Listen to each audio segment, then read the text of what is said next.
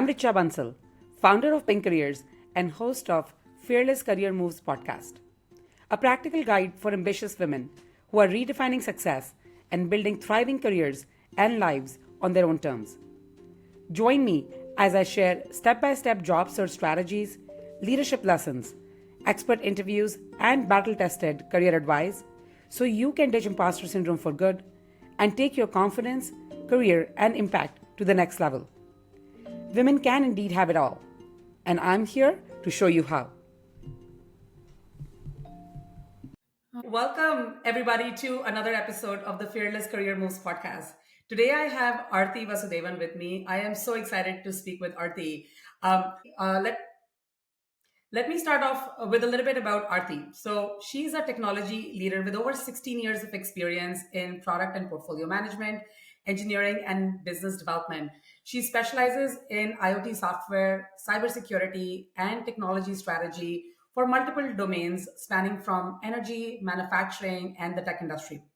She is also a recognized speaker at industry events, offering thought leadership on digital transformation, product innovation, and cybersecurity. Aarti holds a bachelor's and master's degree in electrical engineering and an MBA from Rice University. She is a recipient of the prestigious awards such as Houston Business Journal's Women Who Mean Business Award, the Ally Energy Grit Award, and many others. She's also the author of the children's book series on cyber safety called Cyberama. And I'm super excited as we go deeper into the conversation to speak to her about what motivated her to really work on educating children on the ethical and safe use of cybersecurity. And she's also very recently delivered a TEDx talk on this very topic. She's educated over 3,500 students, parents, and educators, and I'm sure many more to go, on internet safety and social media awareness through her books, their accompanying online games, and related interactive workshops.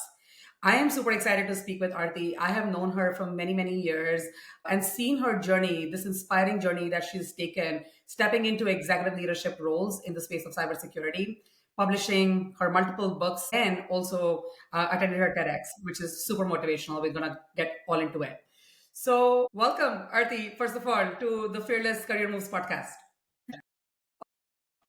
So, I'm super excited to welcome Aarti. Welcome to the Fearless Career Moves podcast. Thank you so much. It's my pleasure to be here, Richa. And first of all, congratulations to you on starting this podcast. I know this has been on your mind for quite some time. So I'm really, really happy that you just pulled the plug and, move from I want to do it to I'm doing it now.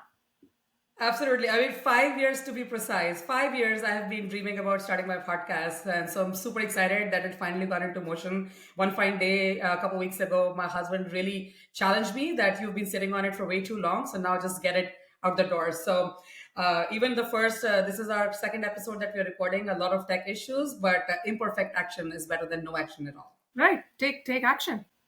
Absolutely. All right. So I want to start you off with talking to us a little bit about your early career and what really sparked your interest to build a career in the STEM fields and more particularly in the field of cybersecurity. I was always interested in physics, right? Even from very young age, like from, I would say, middle to high school. So that motivated me to pursue a bachelor's degree in electrical engineering. And then that continued on to a master's in EE as well. And I was a control systems engineer, started working as an electrical design engineer and then moved into control systems engineering. That was my career for about 10 years. And then I was like, you know what, I want to do something different. Like sometimes you just feel it from within, right? I'm like, okay, 10 years, I want to do something different. And at that time I was with GE, General Electric. I loved the role of product management because product managers there, they were very technically savvy, grounded technically, but doing some business development activities. So that was very, very interesting to me, and the type of my, like, it suited my personality as well, talking to people, understanding customers pain points and all that stuff, and then launching products, innovative products that the customers need, that the market wants. So I love the whole idea around product management. So I worked hard, found a role in product management, then in control systems. Then I figured that, okay, I got a role, but it looks like I lack some financial acumen. So I realized if I take some more formal help in the form of an MBA, some courses, it will help me devise better products, drive innovation better within teams, and work better with customers. and commercialize to generate more value to customers. So I did an MBA. Then it just came organically. This role opened up a senior product management role in cybersecurity. So that's how I got into the field of cyber. But after getting into the field of cyber, it really felt like a job of a cop, right? Like trying to like moral police people, bad actors out there. And at the same time, I've mentioned this in my TEDx talk and a couple other articles too. That's about the time my son got his first online gaming device. And knowing the type of threats out there, I was freaking out. I really could not sleep, knowing that my son could either be a victim to hacking or become a hacker himself. You know how moms can overthink. So, anyway, so that's what got from an early career in physics and engineering to cybersecurity and to what I do today. Amazing, amazing. I want to learn all about kind of what you found as your son started to get into this online Gaming. I have my little one is 7 years old right now, and he is in a big way into video games, much more than my older one. And I think that day is not far where he is going to go from these disconnected offline video games or like disconnected device to now fully online games where they compete with so many like other people, unknown people that you don't even know of. So I want to get all into it, but I want to first come back and explore a little bit about sort of the corporate role that you were in and kind of where your journey being one of the only women in the room, because you've also spent majority of your career in very what we call typically male dominated industries like manufacturing, energy, tech. And did you face any challenges while growing your career up in these male dominated domains, and what allowed you to overcome those to really prioritize your career and start to move up in leadership roles? Absolutely. If someone has not faced any challenges in a male dominated industry, I would be surprised. I mean, good for them, but I certainly did, right? And I think now things are changing, Richa, even in the oil and gas industry and several other industries, mining, where, traditionally male dominated. I think now things are changing thanks to investors and more exposure about DE&I, right? But yes, I have had my share of challenges, and I mentioned this in another article as well. So a person just walks in. This was my first role actually, and a person walks in and say, "Oh, we have all this. What did they say? Eye candy sitting out there." I did not know what eye candy meant, and that time it wasn't. I think internet and iPhones have just were just starting to come. So I looked up later, and I was shocked. I mean, Oh how my can God. you say something to objectify a woman like that, right? I was really shocked. But at the same time, it's not like I didn't have enough courage to speak. I just let it go. I'm like, you know what? I'm here to focus on my work. I'll just focus on that, right? So in a way, I was unintentionally normalizing that behavior, saying that it is okay for others to objectify women. Why? Because I did not know any better. And then there was another incident where I was in like supply quality visiting a site, and they had the women's restroom was like locked. It had never been opened. It was like brand new. They're like, oh, we don't have any women here, so we've never unlocked it. And it was hard for them to find the key, so I just used the men's restroom at that point. But these things, right, later I realized if we don't see the change, we need to be the change we need to see, right? And I did not have, when I gave birth to my son and went back to work after 3 months, there was no women's room, mother's room. So Yeah. I had to request the HR to create a mother's room for me, and they just created a room and had a printout saying mother's room. And I made sure I checked that it's like 4 to 5 times it's locked and all that stuff, right? So all to say, yes, I've had my share of challenges, but I made sure to talk about it, like talk about it to HR, and then make sure other women in that site knew now we have a mother's room, right? And also attending a bunch of like women's network events and conferences gave me the courage to speak up and start and make sure that if I'm working in a company, that make sure if I observe something, I immediately call it out. Many times, Richa, it's not even like obvious. Many times it's like subliminal things that are like microaggressions, even in terms of race and everything, right? I've had my share of not just gender, even race microaggressions. But every time I notice this, I will just respectfully ask, say, can you come again? This is what I heard. I want to make sure this is what I heard. Can you please repeat yourself? Respectfully challenge that thought. Many times, when you just ask them to say it back, if the intention was not very nice, they will immediately realize that and either walk away or apologize. Absolutely. Absolutely. I totally agree with you. I think if we don't question or challenge a microaggression or something that is not said in good faith, you're just normalizing that behavior and almost making it okay for them to do it again. And sometimes they are not doing it because of ill will. Sometimes they just don't know that there is a better way of saying something. But respectfully challenging it or saying, as you said, did you actually mean what you just said? Sometimes like help them process what they've just said to understand this was not the right thing to say to the other person. So I love that, and I will also agree that the more we talk about these taboo topics, and whether it be about a mother requiring a mother's room, a young mother requiring a mother's room. We had another friend who went through this IVF journey and like talking about why that can sometimes need that extra accommodation at work and why that's such a difficult journey for you, or topics related with mental health or whatnot. Topics that are still very traditionally considered as taboo topics. The more we talk about them, the more we break them apart, right? Like the more we normalize it that they're not taboo topics, really. Absolutely. And I think May, we are almost in May, which is Mental Health Awareness Month. And I will use this opportunity to say that there was once that I was overwhelmed during my MBA, during COVID, and we had to be away from my son for a few months. I was just woke up a Monday morning, cried nonstop for 30 minutes. So I called the employee assistance program. I could be ashamed about it. I could be embarrassed about it. I could form stories and assumption that, oh, this is, if I share about this to others, they will not see me as a strong leader. They will think that I'm not built to or able to handle complex workplace challenges. Or I could accept this happened, right? And this could happen to anyone. And I could share about this and reiterate, normalize that vulnerability is also a strength, and Absolutely. mainly make others feel like you're not alone in this. It is hard. Doing multiple things is hard. I don't know if even if you're like built really strong, right? Again, different people have different battery limits, I would say, and different support systems. But everyone at some point, if you're not stretching yourself, if you're not taking risks, you cannot go big.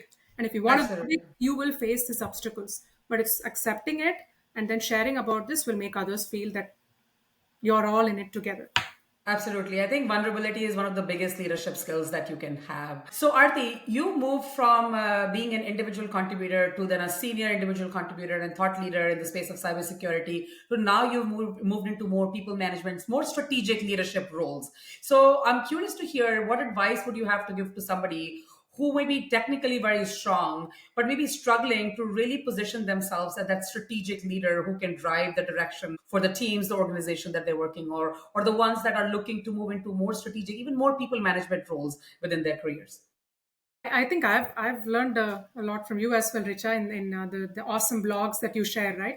So first, it's understanding that what is the value you bring to the table, right? Many times, not just women, even men, right? A lot of people constantly try to compare themselves with others' career. Thanks to LinkedIn, the FOMO is just never ending, right? FOMO You're like, is real. it is real. It's very real, and everyone's like, oh yeah, they started their career at the same time as me. They're now this executive VP level. Why am I here? It doesn't matter. Honestly, it doesn't matter. What do you want to do is the question. And so I would say if someone's technically strong and they feel like there are some people who want to stay away from people leadership. They're like, actually, I don't want strategy. I want to do coding. Go for it, right? So don't be okay with what you want to do.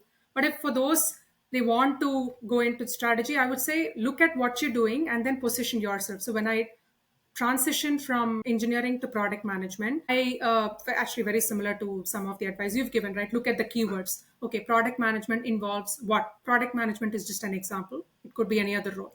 Product management involves voice of customer, again, devising strategy, product strategy, driving innovation, and a long-term roadmap, product roadmap. So both short-term thinking and long-term thinking. So I went back to my role. I was looking at my daily job duties as an engineer.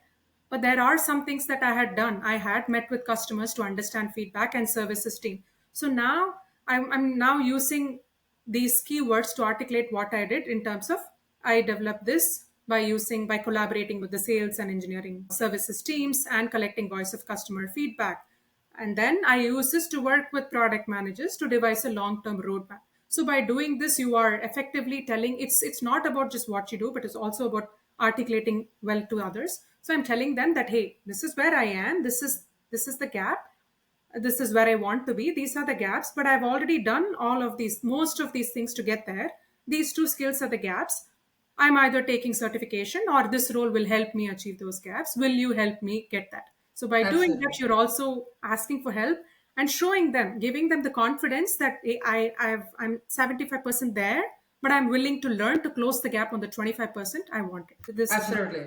Absolutely. It's like what you said was really that you have to show that bridge. You have to build that bridge, right? It's like crossing a river. You're trying to cross a river. You're standing on this one side where is this very high achieving individual contributor and looking to move into strategic roles. And now, how do you build this bridge?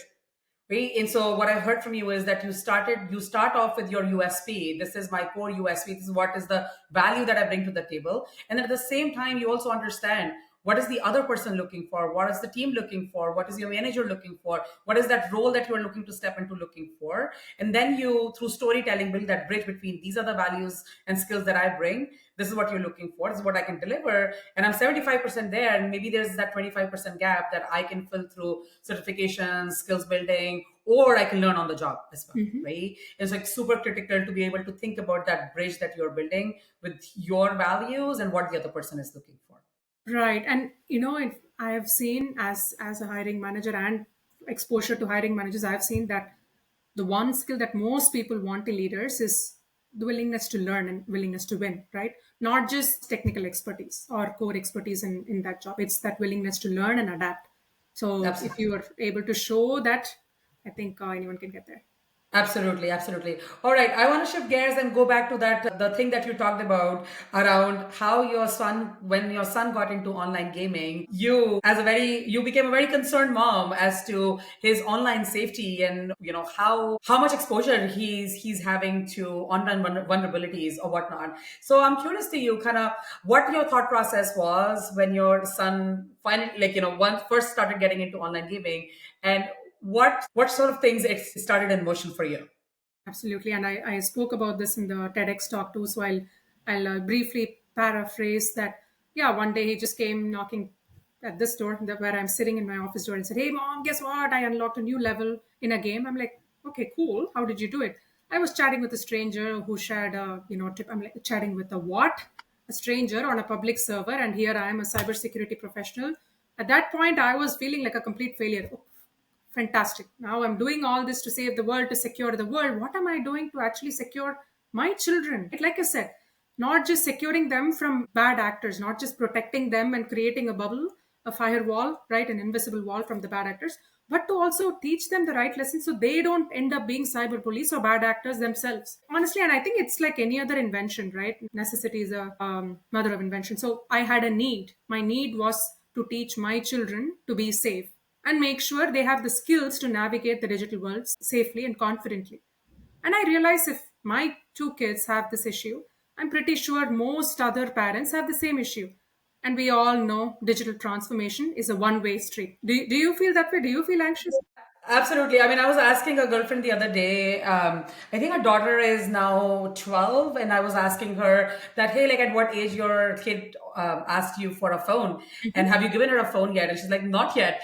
And my son, my older one, is going to be 9 very soon, and I worry about that. Very soon, he's going to be asking me for a phone as well. And as parents, we have to deal with all sorts of things as soon as they get on phone, to YouTube security, to as they get into online games, and making sure that they are not sharing pictures and details and personal details and names and phone numbers and birth dates with strangers. I also worry about it for myself as well. I'm very cautious about not ever putting pictures of my kids online, not even on Instagram. I don't do that even to share with family. The only time I share pictures of my kids is with very private groups on WhatsApp. And but even because I am such a public person, my business is based on me being public. I do worry about these cyber security and safety, or the lack of thereafter, for myself and my family. So absolutely, I think about it in many ways, but perhaps not taking actions in such a big way as you are. And which is okay, right? So the one thing in cybersecurity, what people talk in an industrial like work sense is risk management, right? If you ask a chief information security officer, that's how they will define cybersecurity as risk management. Knowing that my organization has these risks, what can I do to keep my organization safe? So apply the same principle. So knowing that our kids will be exposed to YouTube, you cannot shut them off, period. This is, again, this goes back to more than digital. It goes back to parenting. You cannot keep on saying no to things. You have to choose your battles, right? And you have to Yeah. be friends so they can talk to you, right? Absolutely. I think you have to have those conversations at a very early stage, and then also have honest, open conversations where they also feel safe coming to you. So what would be two or three sort of specific actions that you would recommend that parents can take? Or what are the kind of conversations, intentional conversations that you would recommend that parents could have with their young kids, preteens, as they're starting to get more and more on the internet? Absolutely. The key word is in the question that you asked, intention, right? It's about being intentional, and it's about empowerment also. Everyone wants to, especially kids, right? What do they say in some digital, I mean, some parenting book I read? Kids have two buckets, energy and power, or something like that. So they need to feel like they have the power, right? So teach them basic tips, super basic. And I'm not even talking about, let's make sure that this firewall setting is turned that way. No, I'm start talking about basics, password. And I often say, right, compare it to the physical world and human body. So, hey kid, when you're inside, you make sure you're going out, you make sure the door is locked. And you don't, so that's like having a password, right? The lock and the key, make sure you're preventing others from entering the house. So that's exactly the same principle as a password to prevent bad actors from entering into your account. And you don't go about sharing, making copies of the key and giving it to everyone, right? Same thing. You don't share your password, and you make sure your password is complex enough, where the key is complex that no one can use any key to get into it's unique, right? For each door you have a unique key. Same thing, for each account you have a unique password.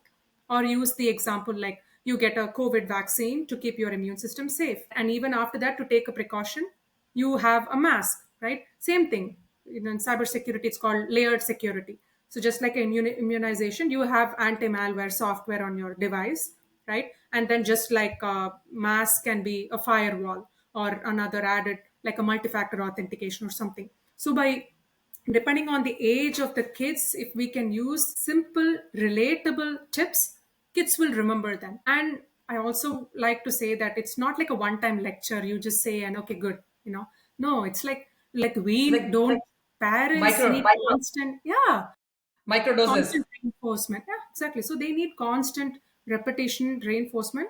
And like, okay, how many times have you gone one whole week without any news about something alarming about digital behavior or something on social media? Every Never. week you read some news. So use that as an opportunity to say, hey, look at this, I saw this, anyway, let's just talk about this, right? So it's about empowerment, teaching them simple relatable steps, and using analogies, simple analogies like human body or the physical world, physical safety. And then it's reiteration and open conversations.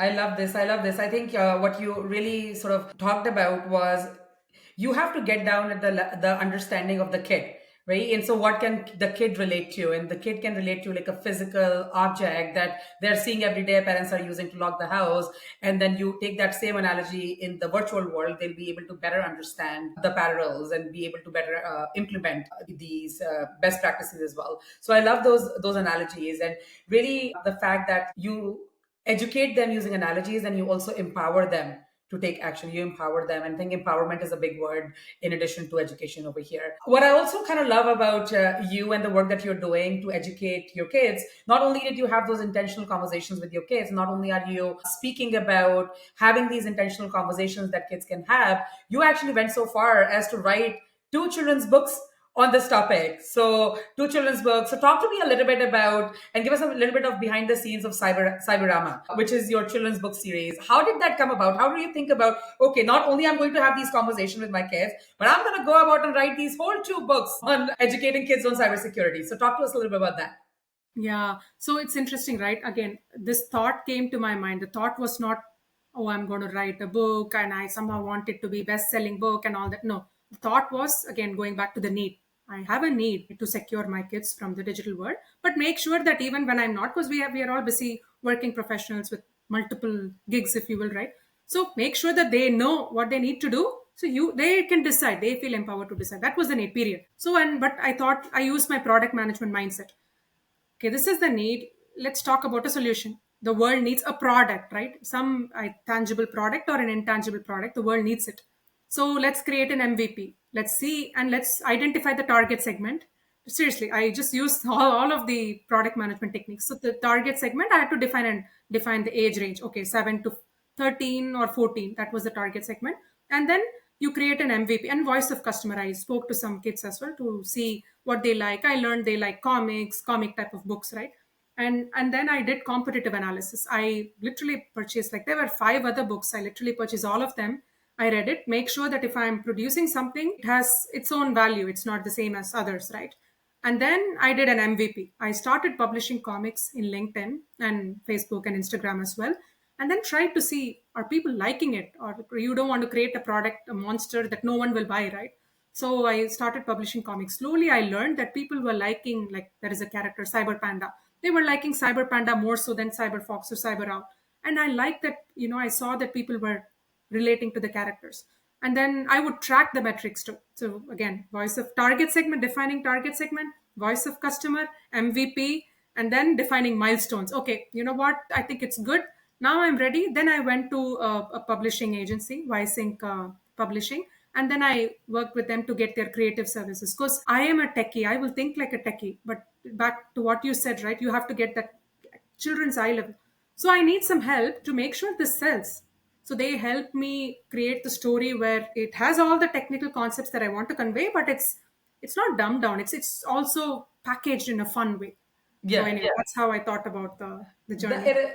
It is fascinating. It's fascinating also because not only are you very busy mom of two, you're even a busier professional, and then you spend so much time, energy, and frankly money as well, right? And so much investment into what truly is your mission. What truly is your mission about educating the world and educating children who will become young adults, who will become the generation of the future on the safe use of cybersecurity. So for context, I think people do not understand the level of investment somebody has to make in terms of both time but monetarily into getting their baby to fruition, right? This is really like your passion project, baby, mission. So I want you to talk to us a little bit about what kind of investment actually went into it, both from time wise but then also monetarily wise. Absolutely. So, yeah, I've written 2 books, right? Both are like graphic novels, which means they have a lot of colorful illustrations. And honestly, and it talks about basic cybersecurity tips too. Book 1 talks about like password strength and with practical examples. So, these 2 kids play a virtual reality game. They set a simple password, they get hacked. So then they replace numbers with special characters, all that stuff. So it talks about in the eyes of children with 2 kids as heroes and leads, they navigate the digital world, make some mistakes and learn. So password strength, malware, cyberbullying, social engineering, encryption, decryption, denial of service, all that, it's a little more complex. Book 2.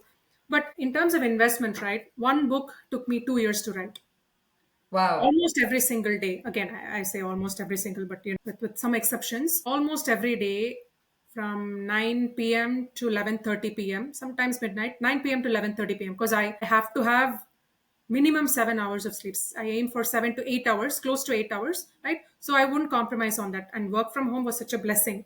And for me, like, work is worship too. I will not do anything to compromise, fall down on my work, right?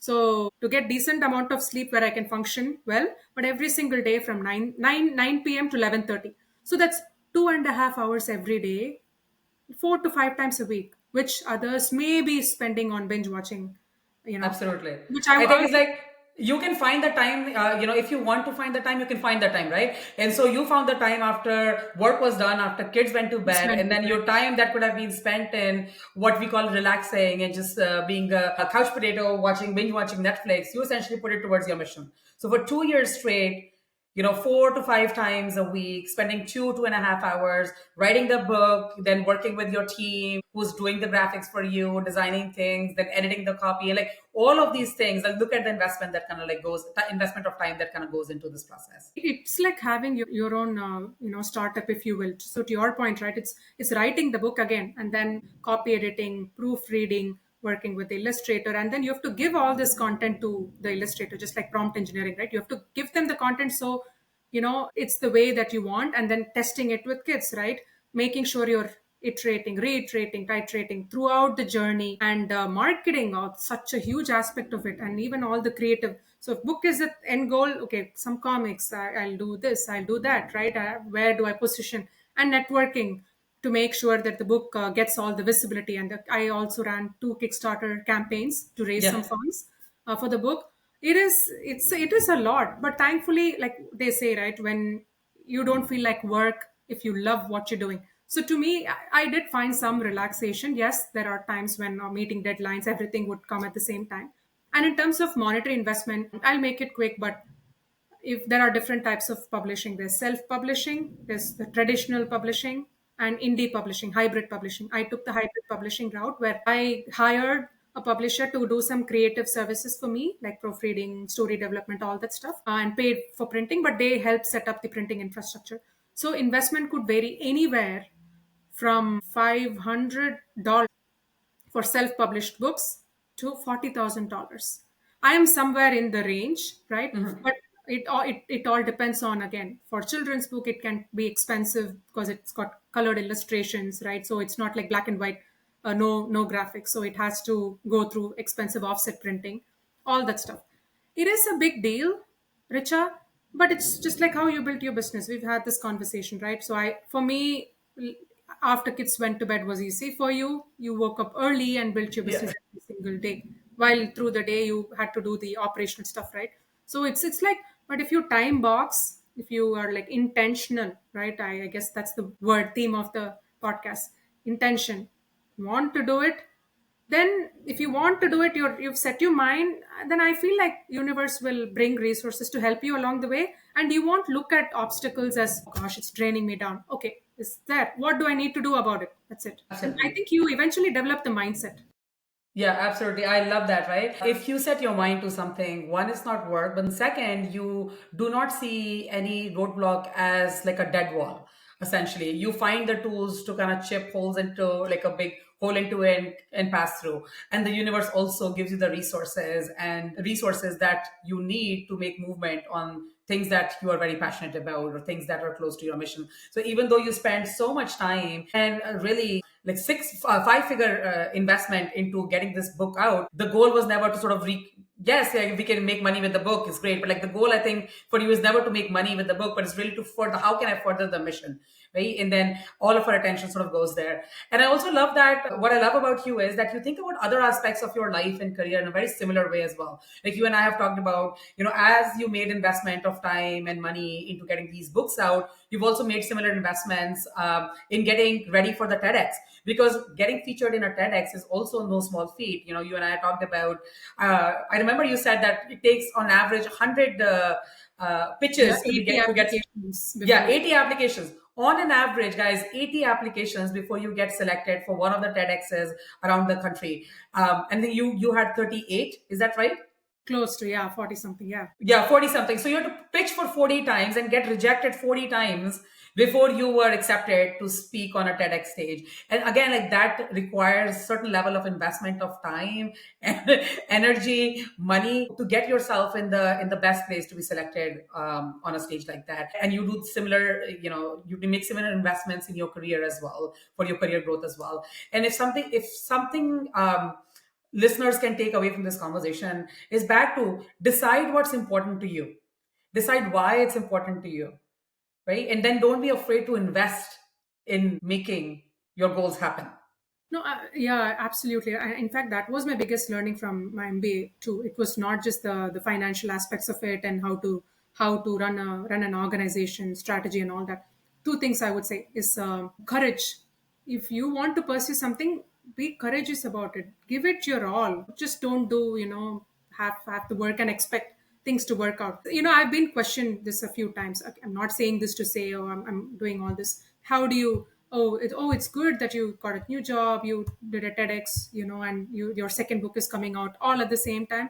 Oh yes, and I was also battling some grief, right? A loss in the family and some health issues, severe health issues at the same time. So people, see things on LinkedIn and believe that. But I'm here to say, what you see is LinkedIn is just the final accomplishment. What goes behind this, right? It took years to write that book, and TEDx talk, like you said, right? Months of applying. I'm not great enough where someone called me to say, "Hey, Aarti, why don't you? We want you to be a TEDx speaker." No, I wanted to do it, but because my mission is this message should reach more people. Some people do TEDx for their own like bucket list item or branding. For me, it was okay. Now that I've written 2 books, I want this message that parents should have these should empower their children to reach more audience. And TEDx, it seemed to be an organic way. So to your point, like be clear on your mission, and if you set your mind to it, go do it. Just like Nike, right? Just do it. Yes, just do it. Just do it. Absolutely. Okay, I want to like learn more about this TEDx that you did. Okay, so as the listeners already heard us talk about, it took you over 40 pitches to actually get accepted into speaking on a TEDx stage. And then what happens really? Can you walk maybe high level through the whole process, this whole journey of you preparing for a TEDx, and how did that go for you? Absolutely. I attended one of these complimentary masterclass bootcamp type thing that, the clickbait social media thing that you see. I'm like, yeah, no, that this is a good avenue, right? So then I decided, okay, let me do it. Okay. But after that, it wasn't easy. Thankfully, the masterclass taught me, and there are several organizations, offering these types of masterclasses. So I attended one, and, even signed up with them to understand, okay, so first you need a talk, you need an idea, right? So what is the idea? Thankfully, I had the idea. And then number two is you need a story. You need like a story around it. It's so TEDx talk, how it's different from a different type of LinkedIn course, let's say, right? You get ideas, you get inspiration and call to action from both of these things. But the main key difference here is that it has to be like a story that inspires others to taking action more so than a mentorship, or I'm giving you these things so you can learn these tips and implement in your life, right? So that's the main difference. So I had the idea, had kind of had a story of my life and how I got into this, and then the story of the book as well. And next is so writing the talk. So I took some help from professionals to write the talk, and my sister was super helpful in writing the talk. And it's like, oh, no, no, no, mention this. This is actually good. And then preparing. You want to take a guess on how many times I prepared, I rehearsed the talk before, and you were there at my TEDx talk. Thanks for coming. You were there, right? How you saw how I spoke. You want to take a guess on how many times I rehearsed the talk? 20, 25, 63. 63. Holy Yeah. cow. So it was a almost 11-minute talk, right? So all to say, hey, for somebody else, they might be able to wing it. I do not recommend winging it. And for somebody, they might be a stellar speaker, super confident and all that. Their diction is phenomenal. Good for them. For me, I always believe that even if you have the talent, practice, practice, practice. The only way to, I wouldn't say get to perfection, but only way to put your best is to practice. I think it goes back to the first sentence that we started this podcast episode with, is to take imperfect action. So you decided on your goal. My goal is to deliver a TEDx. And then you took imperfect action to with the help of a professional. So I heard here is that you made that investment, you took the help of a professional, and you made imperfect action in pitching yourself to first to like 1, 2, 3, 4, 10 stages until like 40 stages. And that's where you got a yes. And then you started building your story, your story, your narrative, your talk. And then, first practice to second to third to 63rd until you feel confidence to really own that stage. That is amazing, amazing. I think your story is we can talk forever and forever. And I really find your story is such a great testament of resilience and putting your goals and mission front and center and doing whatever it takes to be able to deliver on that goal and mission.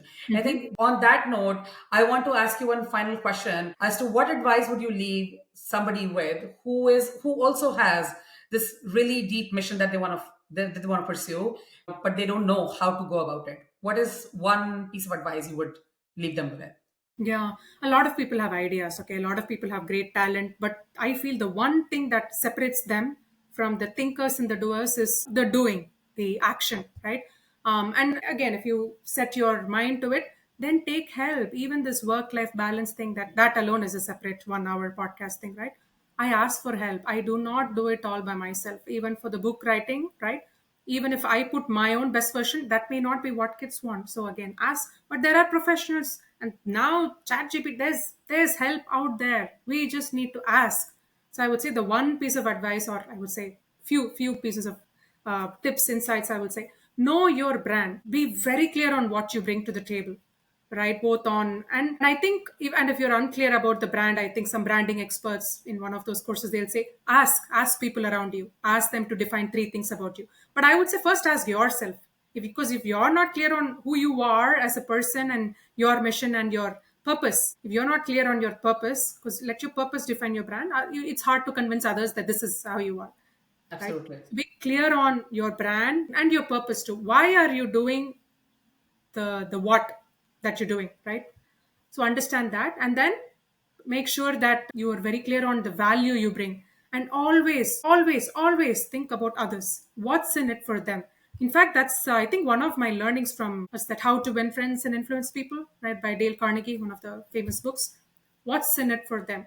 So same thing with the book. What's in it for others? Why should they buy the book? Because I'm cool and I wrote a book and I because I wanted to? No, it's because there's something in value for you, right? So if you have, and let me just go back to this concept of ikigai, which I love, right? It's what you love, what you're good at, what the world needs, what you can get paid for. And several of my mentors have taught me ikigai, and I love the book too. It's a nice read, by the way. So if you are clear on your ikigai, I think, and then you decide to take action, everything else can be solved. But take action, like just like this podcast, just like the book or the TEDx talk, whatever it is, or job search. Take action. Ask for help. If you want it, you need to work for it. Everything is not going to be handed down. So I would say, yeah, know your brand, know why you're doing what you're doing, and be clear on the value you bring to the table.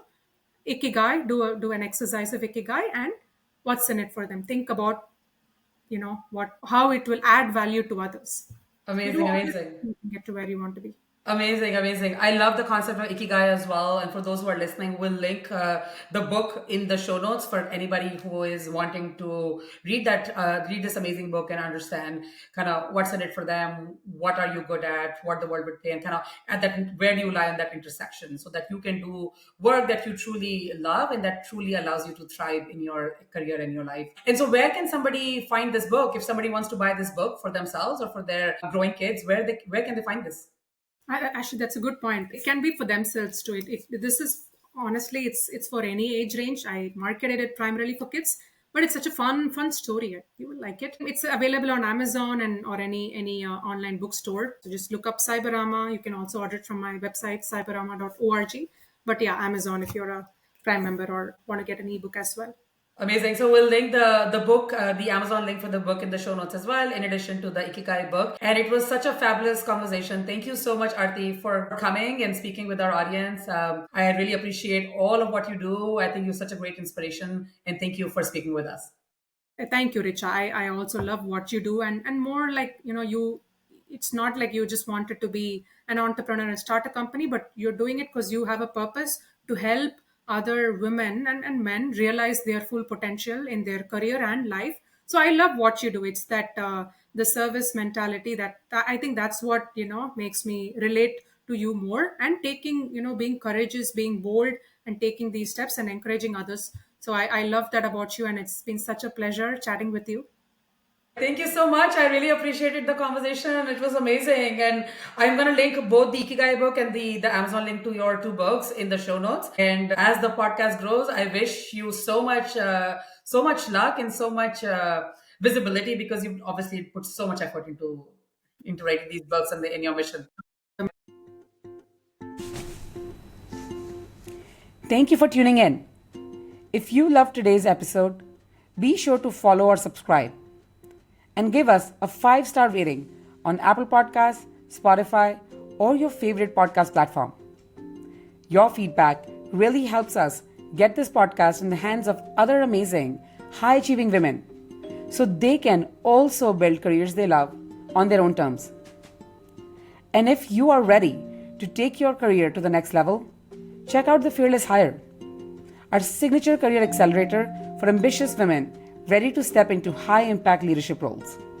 You can learn more at www.pinkcareers.com. Until next time, stay fearless.